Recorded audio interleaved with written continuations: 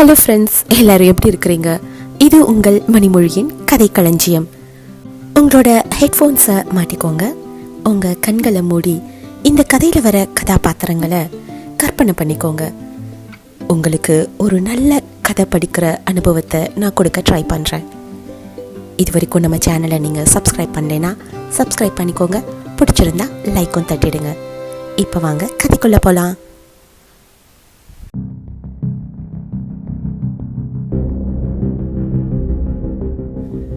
சாண்டில்யனின் கடல் புறா, அத்தியாயம் 7.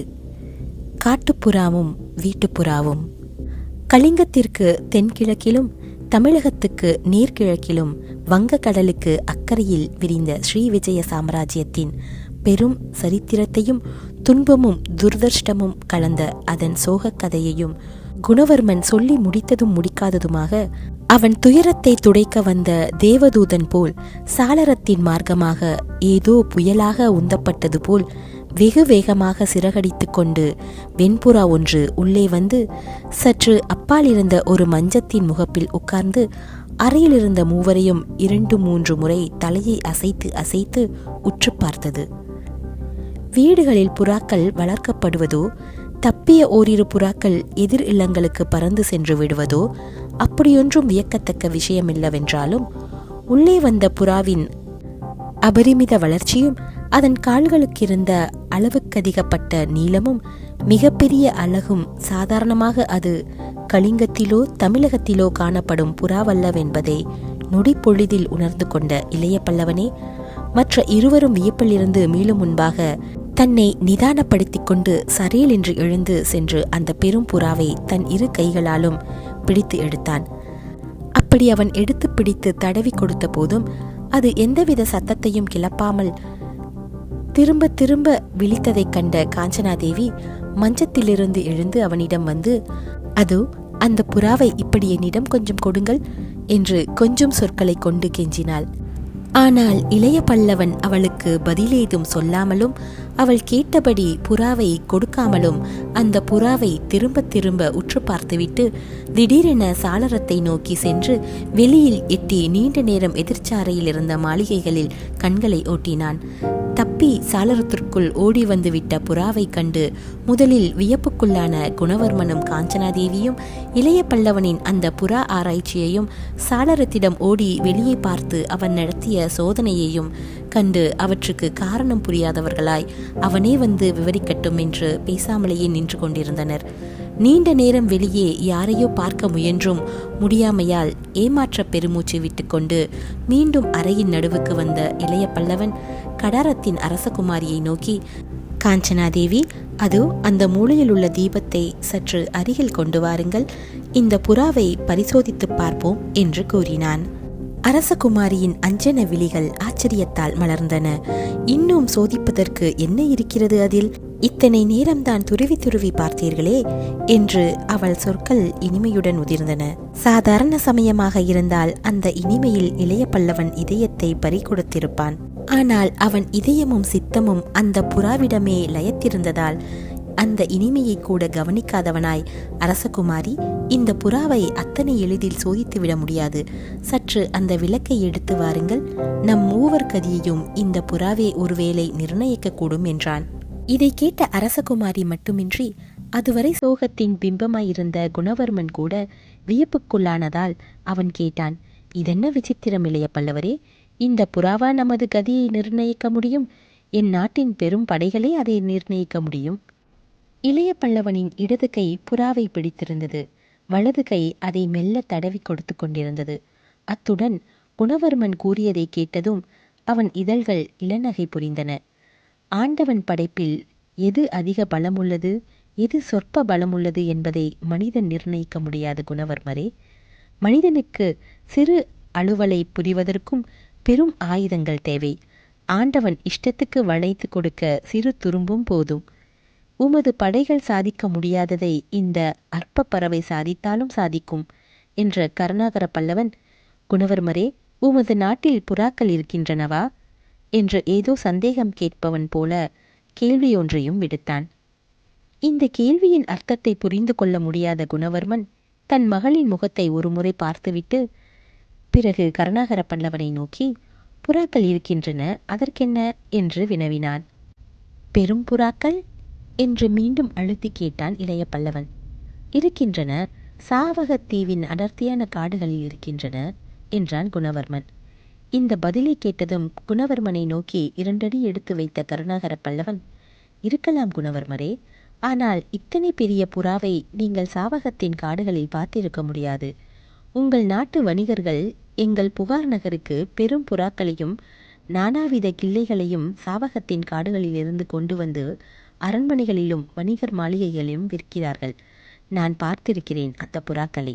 விளையாட்டுக்கும் உணவுக்கும் உங்கள் நாட்டு புறாக்கள் பயன்படுகின்றன. ஆனால் அறிவு செயல்களுக்கு அவை உதவுவதில்லை. இப்பொழுது கவனியுங்கள் இந்த புறாவை என்று அவரிடம் தன் இடது கையை தூக்கி அதில் இருந்த புறாவை காட்டி, கிட்டத்தட்ட வல்லூரின் அளவுக்கு இந்த புறா வளர்த்திருக்கிறது. இந்த சாதி புறாக்கள் உலகிலேயே அபூர்வமானவை.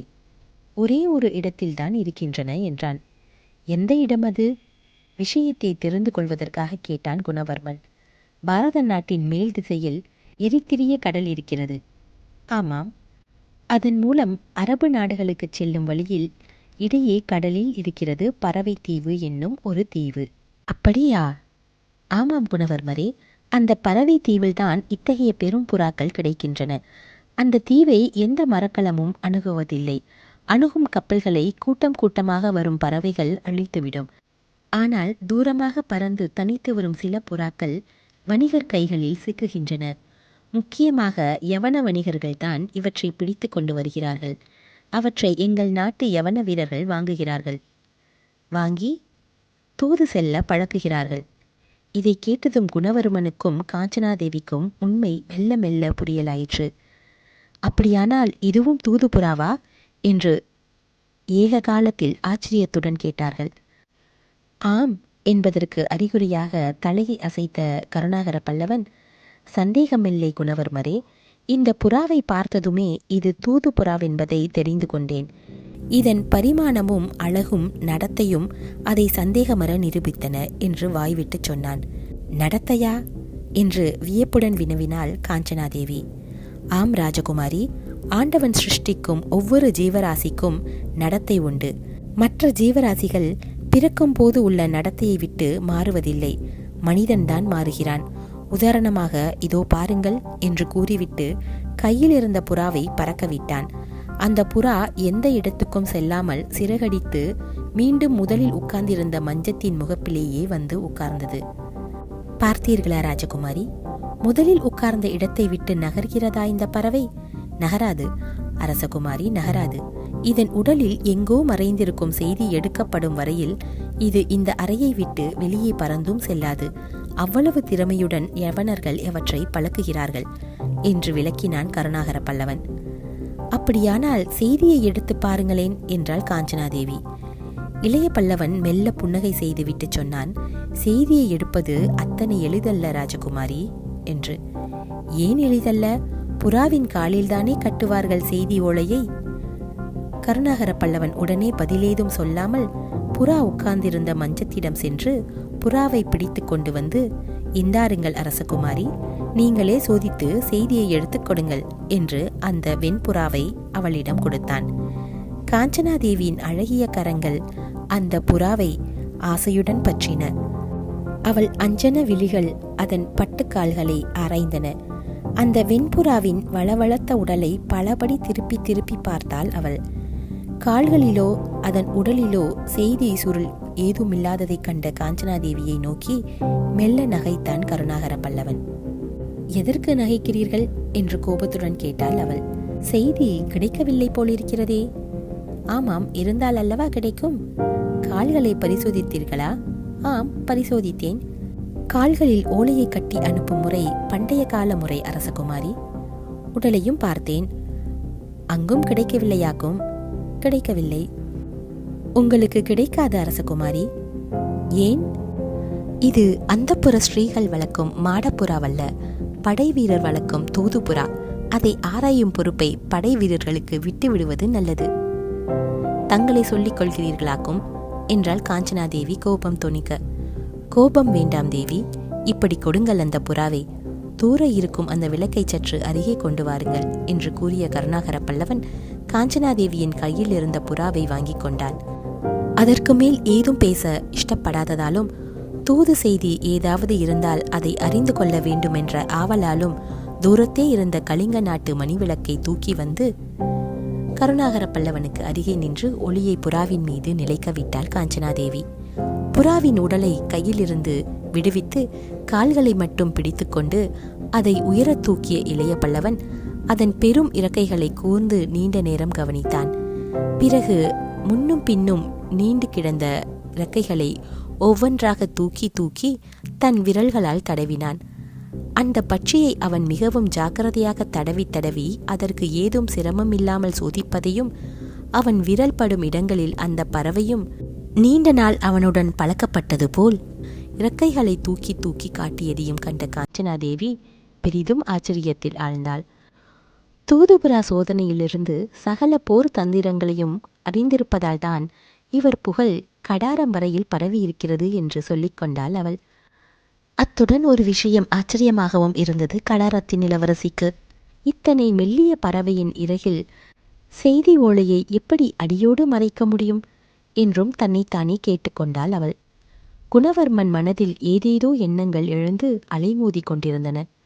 உண்மையில் இது தூது புறாதானா, இல்லை இளைய பல்லவன் இல்லாத கற்பனை செய்கிறானா? தூது புறாவாயிருந்தால் இது எந்தவித தூதை கொண்டு வந்திருக்க முடியும்?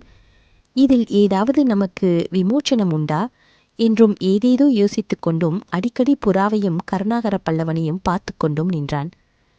கருணாகர பல்லவன் குணவர்மனையோ அருகில் பிம்பம் போல் நின்ற காஞ்சனாதேவியையோ ஏறிடத்தும் பார்க்காமல் தன் சோதனையிலேயே முனைந்தான்.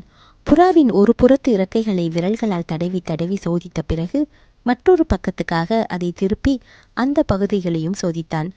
அந்த பகுதியின் இறக்கைகளுக்குள்ளும் அவன் விரல்கள் நீண்ட நேரம் துளாவிக் கொண்டிருந்த சமயத்தில் ஏதோ ஓரிடத்தில் அவன் விரல் பட்டதும் அந்த புறா கூ கூ என்று திடீரென சத்தமிட்டது. அந்த இடத்தில் வைத்த ஆள்காட்டி விரலை அகற்றாமல் விளக்காக நன்றாக புறாவை உயரத் தூக்கிய இளைய பல்லவன் வேலினும் கூறிய தன் விழிகளை இறக்கையின் அந்த பகுதியில் ஒட்டி மற்றும் 2 விரல்களை இறக்கையின் அந்த பகுதியில் புகவிட்டு இறக்கையும் உடலும் இணைந்த இடத்திலிருந்து சின்னஞ்சிறு பட்டு துணியொன்றை வெளியே எடுத்தான். அந்த பட்டு துணியின் பரிமாணத்தை பார்த்த காஞ்சனாதேவி மட்டுமல்ல, குணவர்மனும் ஆச்சரியத்தின் எல்லையை எய்தினான். தென்னை ஈர்க்கும் கனமும் அரை சுண்டு விரல் அகலத்துக்குமாய் சுற்றப்பட்டிருந்த அந்த பட்டு துணி எத்தனை நீளமாயிருக்கும்?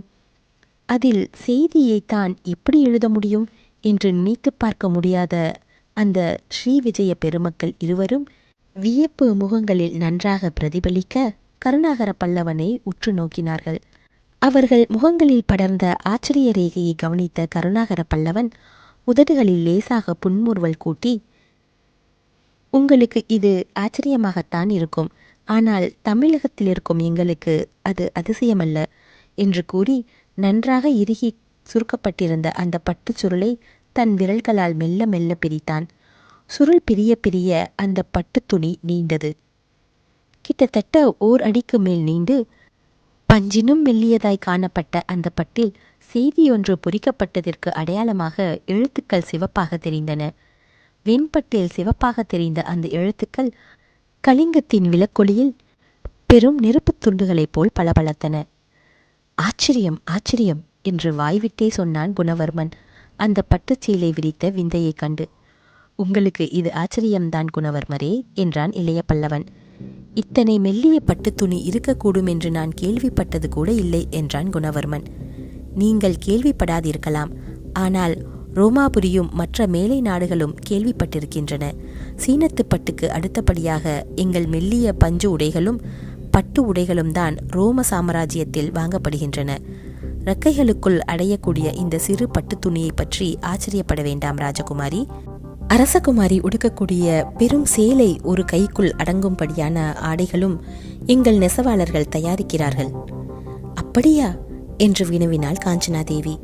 ஆம் அரசகுமாரி, ஒருவேளை இந்த கலிங்கத்திலிருந்து நாம் தப்பி சோழ நாடு சென்றால் அத்தகைய பட்டாடை ஒன்று இந்த அடிமையின் பரிசாக தங்களுக்கு அளிக்கப்படும். என்று பதில் சொன்ன கருணாகர பல்லவன், அது இருக்கட்டும் அரசகுமாரி, இந்த செய்தியை முதலில் படிப்போம். விளக்கை இன்னும் சற்று அருகில் காட்டுங்கள் என்று கூறவே அரசகுமாரி விளக்கை அவன் அருகில் காட்டினாள். மெல்ல மெல்ல விரித்து பிடித்த அந்த சின்னஞ்சிறு பட்டு துணியில் காணப்பட்டவை 4-5 வரிகள் என்றாலும் அவற்றில் அவர்கள் விமோச்சனத்துக்கான செய்தியே விரிந்து கிடந்தது. அந்த 4-5 வரிகளை படித்துக்கொண்டே போன இளைய பல்லவனின் முகம் திடீரென புத்துளி பெற்றது. அவன் கண்களில் எல்லையற்ற மகிழ்ச்சி தாண்டவமாடியது. நினைத்தேன் நினைத்தேன் அப்பொழுதே என்று இறைந்து கூவிக்கொண்டு திடீரென்று மஞ்சத்தை விட்டு எழுந்தான் கருணாகர பல்லவன். அவன் மகிழ்ச்சிக்கும் பேச்சுக்கும் காரணம் புரிந்து கொள்ள முடியாத தந்தையும் மகளும் ஒருவரை ஒருவர் சில வினாடிகள் பார்த்து கொண்டனர். கடைசியில் குணவர்மனை கேட்டான், என்ன நினைத்தீர்கள் இளைய பல்லவரே என்று. புலியை சிறையில் அடைப்பது கஷ்டம் என்று. எந்த புலியை? இந்த புலியைத்தான் என்று குணவர்மனிடம் அந்த பட்டு துணியை நீட்டினான் இளைய பல்லவன். அந்த பட்டு துணி மீது ஏக காலத்தில் கண்களை ஓட்டிய குணவர்மனின் முகத்திலும் காஞ்சனாதேவியின் முகத்திலும் பிரமிப்பு மட்டுமின்றி ஏதோ புதையலை திடீரென்று பிடித்துவிட்டது போன்ற நம்பிக்கையொலியும் சுடர்விட்டது. கடாரத்தின் மன்னருக்கு பயம் வேண்டாம். 3 நாட்கள் அங்கேயே இருங்கள். பல காரியங்கள் நடக்கும். இடையூறு செய்ய வேண்டாம். அனபாயன் என்று கண்டிருந்தது. அந்த ஓலையை திரும்ப திரும்ப படித்த குணவர்மன், இளைய பல்லவரே, இந்த கையெழுத்து அனபாயரது தானா என்ற சந்தேகத்துடன் வினவினான். ஆம், அவருடையதுதான். அப்படியானால் அவர் தப்பி இருக்க வேண்டும். தப்பித்தான் இருக்க வேண்டும். கலிங்கத்தின் சிறையிலிருந்து தப்புவது அவ்வளவு எளிதா? எளிதல்ல குணவர்மா. ஆனால் அனபாயரின் திறமை எல்லையற்றது. அவரை எந்த இடத்திலும் அடைத்து வைப்பது கஷ்டம். ஏதோ எனக்கும் அதிர்ஷ்டம் இருப்பதாக தெரிகிறது இளைய பல்லவரே. எப்படியாவது அனபாயர் வந்து நம்மை விடுவித்து சோழ நாடு அழைத்துச் சென்றால் நான் வந்த காரியம் கைகூடும் என்று கூறி ஆயாசம் தீர்ந்ததற்கு அறிகுறியாக பெருமூச்சு விட்டான் குணவர்மன். முதலில் இங்கிருந்து தப்பும் மார்க்கத்தை பார்ப்போம் குணவர்மரே. இப்பொழுது நாம் செய்ய வேண்டியதெல்லாம் 3 நாட்கள் காத்திருப்பதுதான் என்று விளக்கினான் கருணாகர பல்லவன். அதற்கு மேல் பேசுவதற்கு ஏதுமில்லாததால், சரி இளைய பல்லவரே, இரவும் ஏறிக்கொண்டிருக்கிறது. நீங்கள் படுக்கச் செல்லுங்கள்.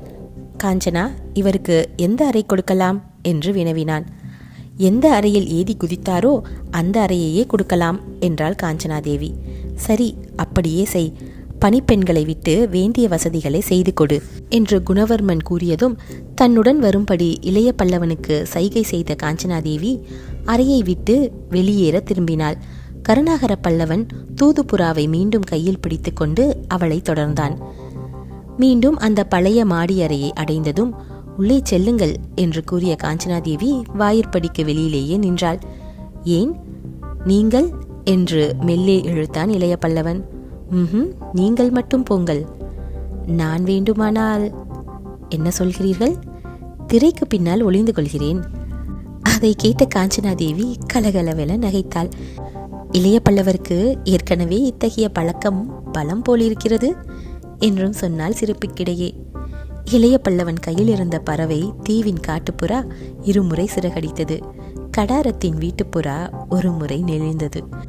2 புறாக்களையும் மாறி மாறி பார்த்த கருணாகர பல்லவனின் மனம் புத்தம் புதிய கனவுலகத்தில் பறந்து கொண்டிருந்தது. அவன் கண்கள் மிகுந்த தைரியத்துடன் எதிரே இருந்த வீட்டுப்புறாவின் மீது நிலைக்கவும் செய்தன. 7ஆம் அத்தியாயம் முடிவு பெற்றது.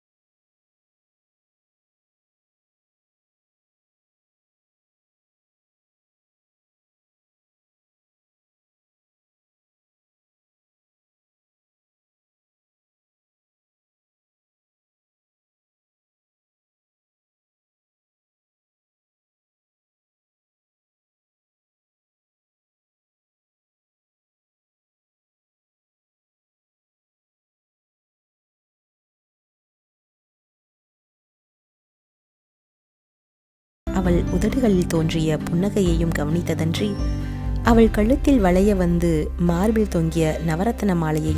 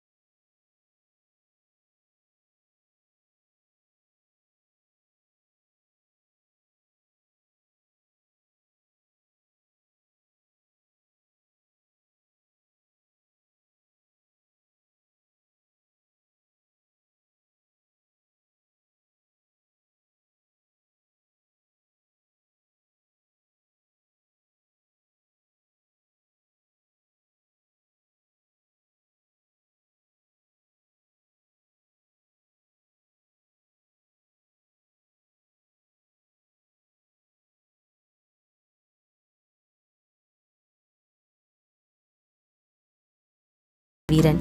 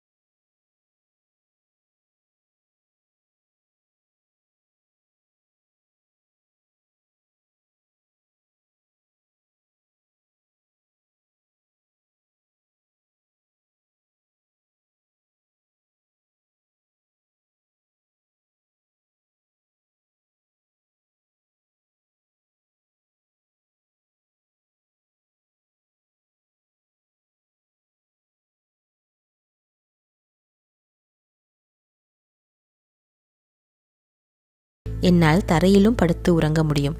ஆனால் இன்றிரவு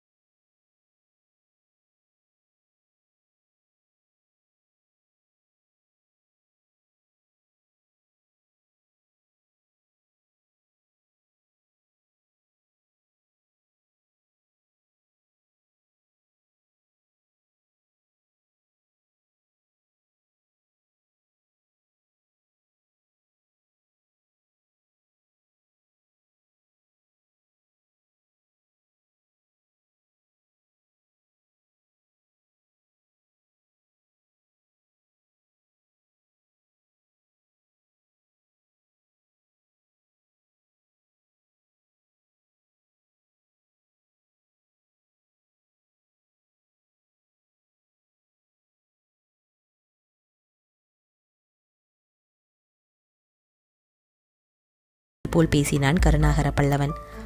பாலூர் பெருந்துறையில் ஏற்பட்டுள்ள நிலைமைக்கு அத்தனை தூரம் கற்பனை தேவையில்லை என்று நினைத்த கடாரத்து இளவரசி, இளைய பல்லவர் மதிப்பீடு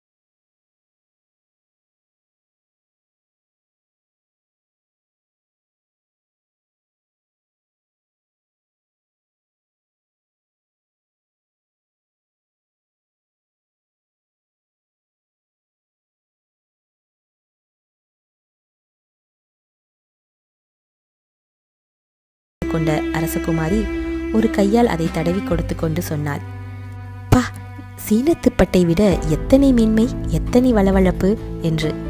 ஆம் அரசகுமாரி என்றான் இளைய பல்லவன் புன்முறுவலுடன். அழகில் இணையற்றது, அறிவிலும் இணையற்றது, தூது செல்லும், அவ்வளவுதானே? அது மட்டுமல்ல அரசகுமாரி, பழகினால் பல அலுவல்கள் செய்யும். செய்தி தீட்டிய பட்டு துணியை இறக்கைகளில் மறைத்து அனுப்புவது மட்டுமல்ல, ஒரு முறை சைகை காட்டி குறிப்பினால் அறிவித்தால் மூக்கினாலும் ஓலைகளை எடுத்துச் செல்லும். உட்கார சொல்லும் இடங்களில் உட்காரும், மறையச் சொன்னால் மறையும், வேவும் பார்க்கும். அரசகுமாரி வியப்பு மிதமிஞ்சியது. வேவு பார்க்குமா என்று கேட்டால் அவள் வியப்பு குரலில் ஒலிக்க. ஆமாம், பார்த்து எப்படி வந்து சொல்லும்? எதிரிகள் நடமாட்டம் சமீபத்தில் இருந்தால் சிறகை பலமுறை அடித்து கொள்ளும். நின்ற இடத்தில் நிற்காது, அங்கும் இங்கும் தத்தி அவஸ்தைப்படும். நாம் செயலற்று இருந்தால் கையை அழகால் கொத்தி காயப்படுத்தவும் செய்யும். புகாரின் யவனர்கள் இப்படியெல்லாம் இப்புறாக்களை பழக்குகிறார்கள்.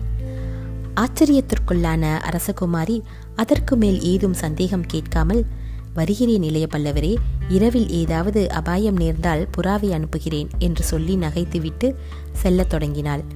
நீங்கள் அனுப்ப தேவையில்லை, அதுவே இந்த அறைக்கு வரும் என்று கூறிய கருணாகர பல்லவன் அரசகுமாரி கண்ணுக்கு மறைந்தவுடன் அறைக்குள் திரும்பி மேலங்கி முதலியவற்றை களைந்து பஞ்சனையில் படுத்தான். இலவம் பஞ்சாலும் சீனத்து பட்டாலும் தயாரிக்கப்பட்ட அந்த பஞ்சனை மிக மிருதுவாக இருந்தாலும் கலிங்கத்தில் காலடி வைத்த வினாடி முதல் ஏற்பட்ட நிகழ்ச்சிகள் உள்ளத்தில் பெரும் அலைகளாக எழுந்து மோதிக்கொண்டிருப்பதால் உறக்கம் பிடிக்காமலேயே நீண்ட நேரம் படுத்து கிடந்தான் அந்த வாலிபன். ஸ்ரீ விஜய சாம்ராஜ்யத்தின் சரித்திரமும் காஞ்சனாதேவியின் இணையற்ற அழகும் திரும்ப திரும்ப அவன் மனக்கண்களுக்கு முன்னால் எழுந்து உலாவின.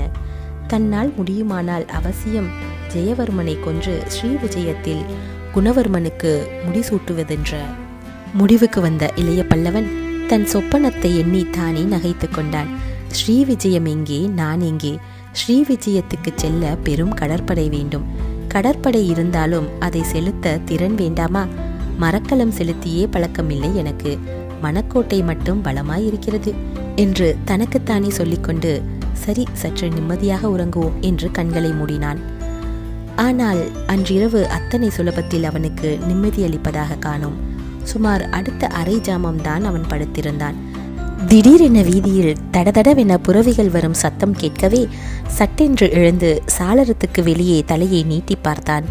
சுமார் 4 புறவிகள் எதிரெதிரே இருந்த மாளிகை தாழ்வாரத்து வெளிக்கூரையின் இருட்டடித்த இடத்தில் நகர்ந்து நின்றன.